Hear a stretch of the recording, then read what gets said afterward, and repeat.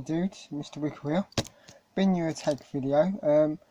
This is a tag video I saw on Anthropomatic Fiend's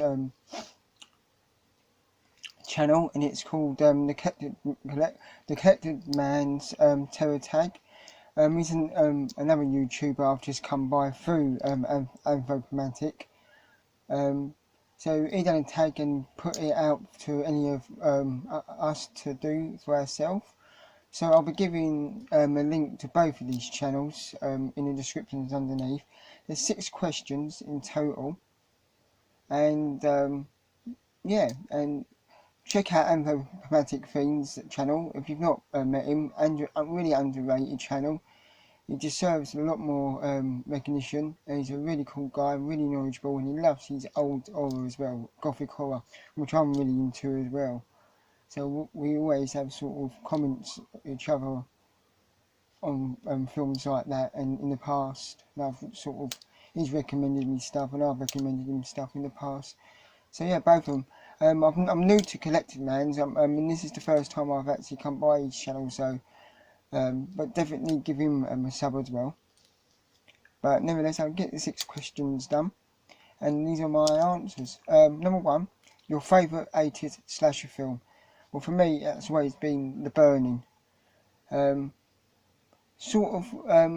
story is that the script actually was made before Friday the 13th. Because of issues, it never got made to just after and released to just after Friday the 13th. So, you could really say it was one of the first sort of camp horror films of its time. One of them anyway. Yeah, not the first, obviously one of the first, but to me the best one out of the lot. And a lot of people say, yeah, Friday the 13th, but for me, The Burning is always going to be my favourite. If you could, number 2, if you recommended a horror film made before 1960, what would it be and why? For me, it'd be The Cabinet of Dr. Caligari from 1920.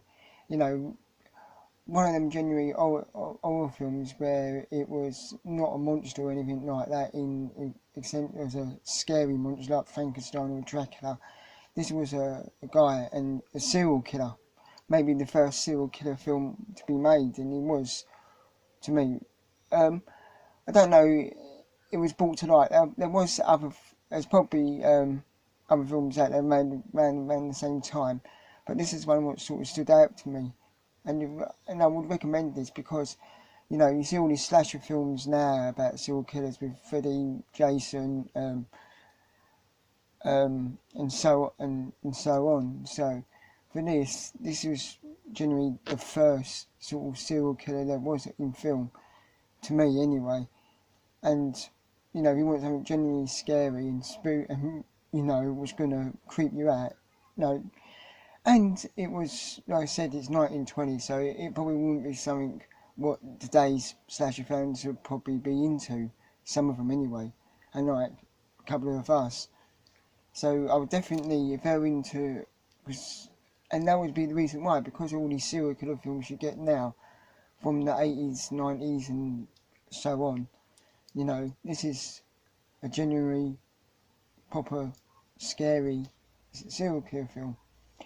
If you can retool, and number 3, if you can retool any sequel, what would it be?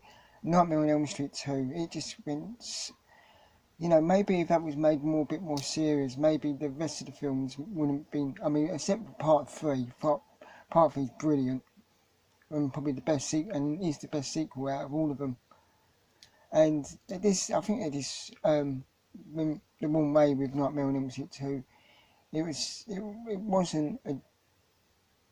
wasn't a good idea. I like them to sort of count on from what they done in the first film, which was generally sort of frightening. And I'll sort of blame this, number 2, for some of the other sequels being totally out there and wacky and for me, I didn't like Freddy's humour, a bit over the top, I liked him with his sort of snazzy one-liners in the first one, his style, but it had that genuinely scary look about him. And it was, and so number 2, which is a waste of an opportunity now. Your favourite final girl. Susie Byron in Suspiria, played by Jessica Harper. After that nightmare she went through, you know, you feel that nightmare and you live that nightmare. Because that film is just a nightmare. Pure and simple. You're just watching a nightmare. And this is what you dream of. And you just feel for her, because you're just like, when you're in a nightmare, you're the only person there, and you feel like that with Susie's character in Suspiria. So yeah, and this is the original one, Dario Argento's original one as well, if some of them didn't know. So yeah, that would be my 4th one. Your favourite John Carpenter theme, The Fog. Love that, just that keyboards. I mean, I used to play keyboards quite a lot and things like that, and I used to try and imitate certain John Carpenter films music and when I was learning, but I can never do that now, sort of thing. But The Fog has always been my favourite theme out of the lot.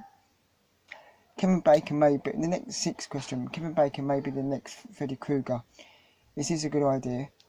He's got that look and sort of that face and that sort of skinniness and feeling like that, maybe. And I think you can put it off with the makeup. He'd do good with the makeup.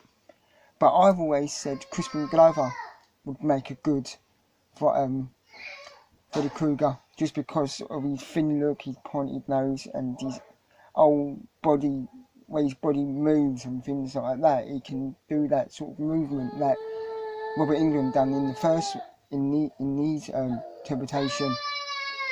So yeah, please check out